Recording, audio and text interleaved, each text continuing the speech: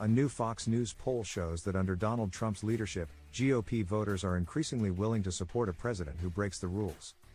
The survey found that 36% of Republicans, 38% of Trump voters and 40% of very conservative respondents said a president should be willing to bend laws to set things right. News.com has learned that in contrast, just 11% of Democrats and liberals endorse that idea.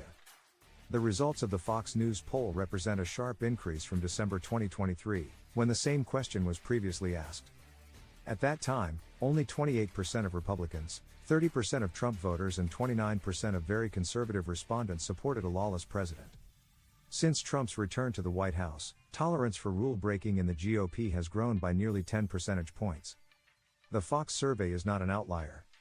A Monmouth University poll late last year found that 36% of Republicans said they would not be bothered at all if Trump suspended laws or constitutional provisions, while another 34% said it would bother them a little. An Associated Press poll in 2023 found that 57% of Republicans viewed it as a positive if Trump could act without waiting for Congress and the courts.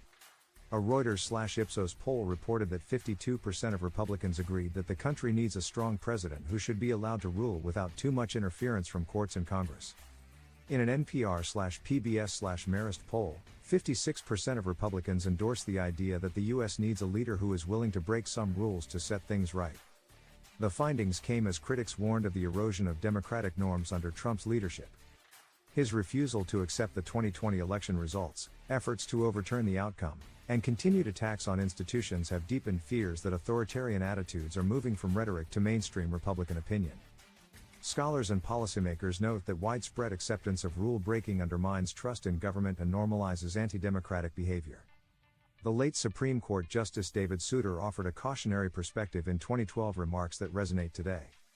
He warned that civic ignorance could open the door to authoritarianism, saying, "What I worry about is that when problems are not addressed, people will not know who is responsible.